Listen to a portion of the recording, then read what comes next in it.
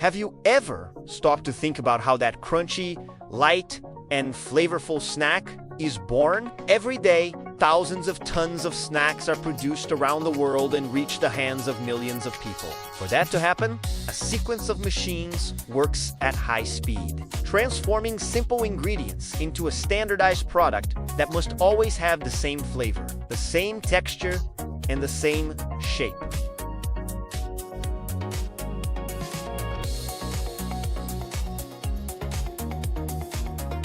Today, we are going inside a factory to understand how this process really works. From the initial ingredients to the moment the snack falls into the package, ready to go to the market. Everything happens in just a few seconds, using pressure, heat, and engineering in a way many people do not even imagine.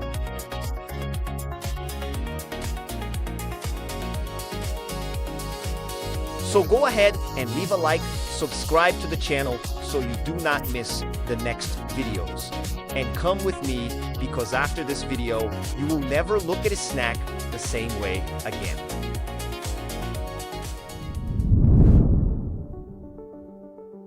Everything begins outside the factory. The main ingredient in most snacks is corn, grown on large plantations and harvested when it reaches the ideal point of maturity. To get a sense of the scale of this industry, it is estimated that around 20 million tons of corn are used every year around the world just for the production of snacks.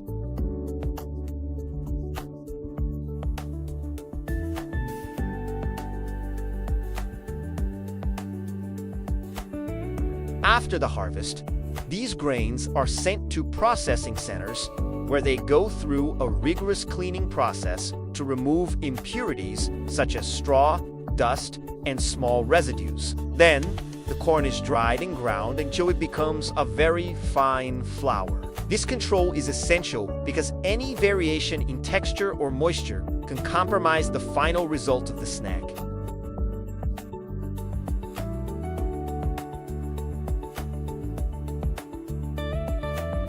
The finished flour is then transported to the industry's enclosed trucks and stored in large silos capable of holding hundreds of tons of raw material at the same time. This allows the production lines to operate continuously without interruptions.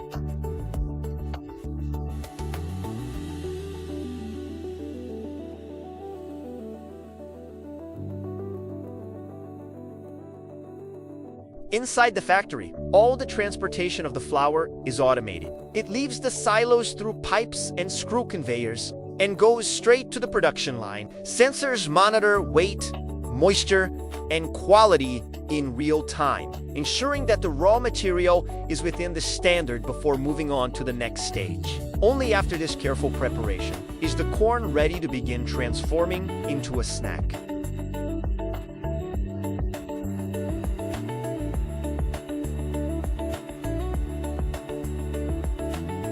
After leaving the silos, the flour goes straight to the machines responsible for mixing. This process is fully automated. Dosing systems precisely control how much flour, water, and other ingredients go into each batch. Nothing is added manually, and nothing is done by estimation. Each quantity is calculated so that the result is always the same.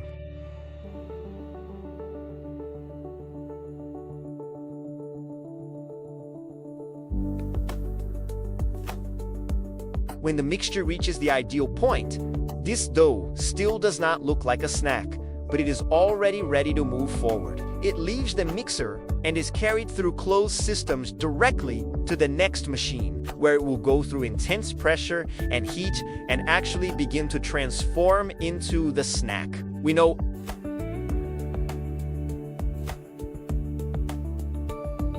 after leaving the continuous mixer, the dough goes straight to the most important machine in the entire line, the extruder. This is where the snack actually begins to be born. The dough enters a closed cylinder, where it is pushed by one or two giant screws that rotate constantly. Inside the extruder, the dough is subjected to very high pressure and elevated temperature, and when it exits into the outside environment, The sudden dropping pressure causes the water to turn into steam, inflating the product and creating the light, airy texture of the snack.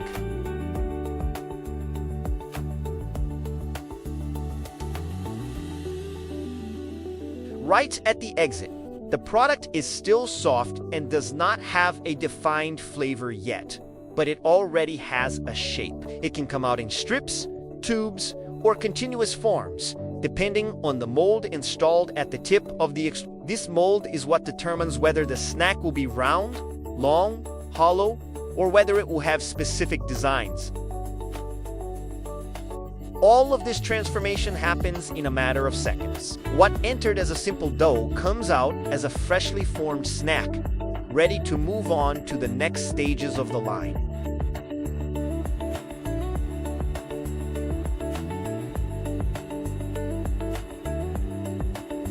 After cutting, the snacks follow different paths, depending on the type of product. Some pass through drying tunnels or industrial ovens, where hot air removes the moisture and makes the snack crunchy. Others go to continuous industrial fryers, where they are quickly submerged in hot oil and fried for just a few seconds, gaining their characteristic texture and flavor.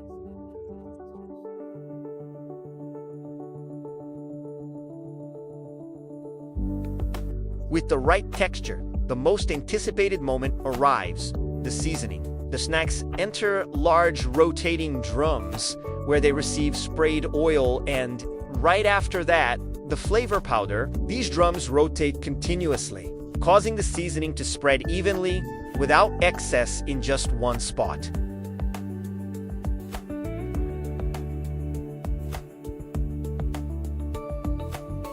All of this happens very quickly and continuously. In just a few minutes, what was once a tasteless, shapeless dough becomes a crunchy, flavored snack, ready to move on to the final stage of the line.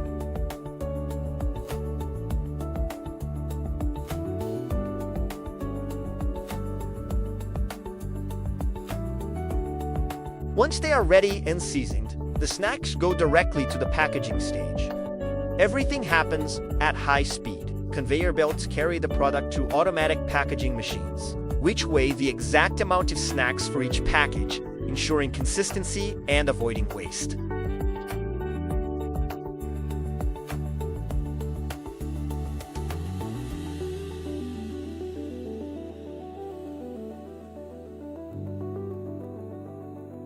The finished packages move to another part of the line, where they are automatically organized into larger boxers. These boxers are sealed, identified, and sent to distribution centers. From there, the snacks are shipped to markets, stores, and points of sale, often just a few days after they have been produced.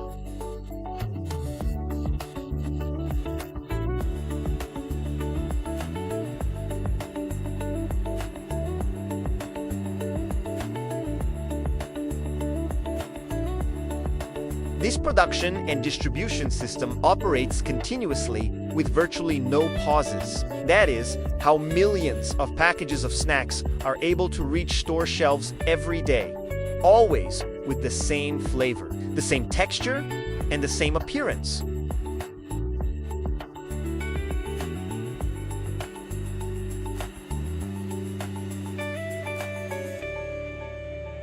Today, snacks are among the most consumed foods on the planet. It is estimated that more than 30 million tons are consumed every year around the world, which is equivalent to around 80 million kilos per day, every day. These products are present in more than 180 countries, reaching billions of people every day and making the snack one of the most widely distributed and consumed snacks in history.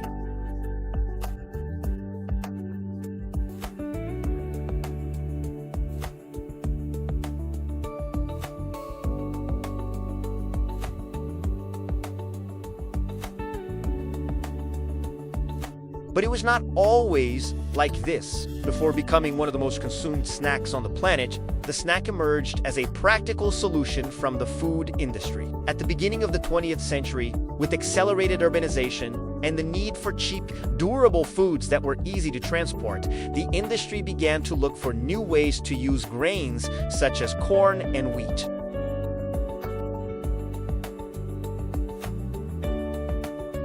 The great breakthrough came with the application of extrusion in food production, a technology that makes it possible to cook, shape, and expand grain-based doughs in a single continuous process.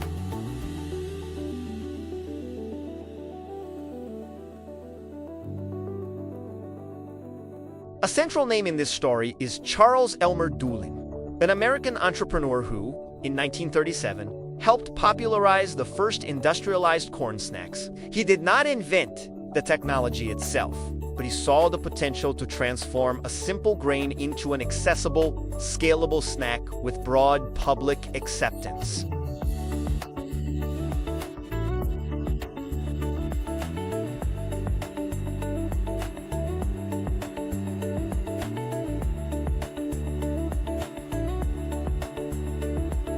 The snack was therefore born to solve very clear problems, to make use of agricultural surplus, create foods with a long shelf life, and serve an urban population that needed quick snacks. With the advancement of machines and industrial processes, the product evolved, gained new shapes, textures, and flavors, but kept the same technological foundation.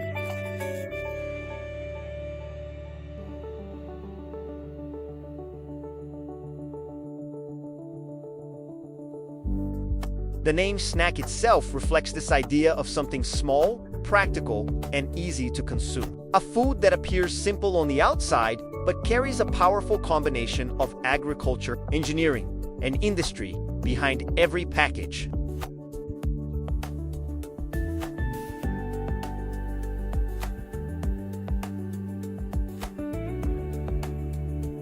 Regardless of its origin or the industrial process, the snack today is part of simple everyday moments. In different places around the world, it appears in very different flavors, shapes, and customs. People eat snacks at home, on the street at work, at parties, or while traveling. Each culture adapts this snack to its own way of consuming and sharing food. And you, is there a special moment when snacks always show up, whether it is while watching something, traveling, or sharing them with someone?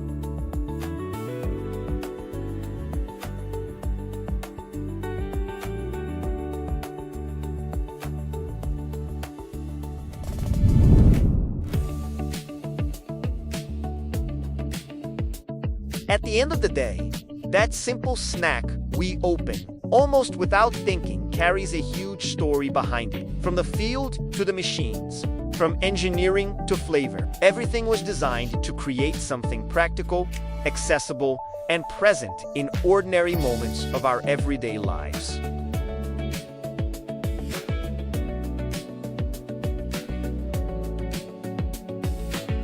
Understanding how things are made changes the way we look at them. And that is exactly what we do here.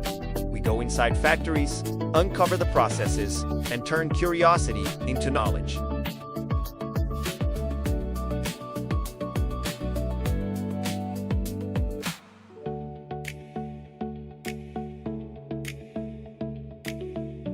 If you enjoyed this video, go ahead and leave a like, subscribe to the channel so you do not miss the next episodes, and take the opportunity to watch another video that is already appearing there. There are many interesting things being produced every day, and we are going to explain everything step by step.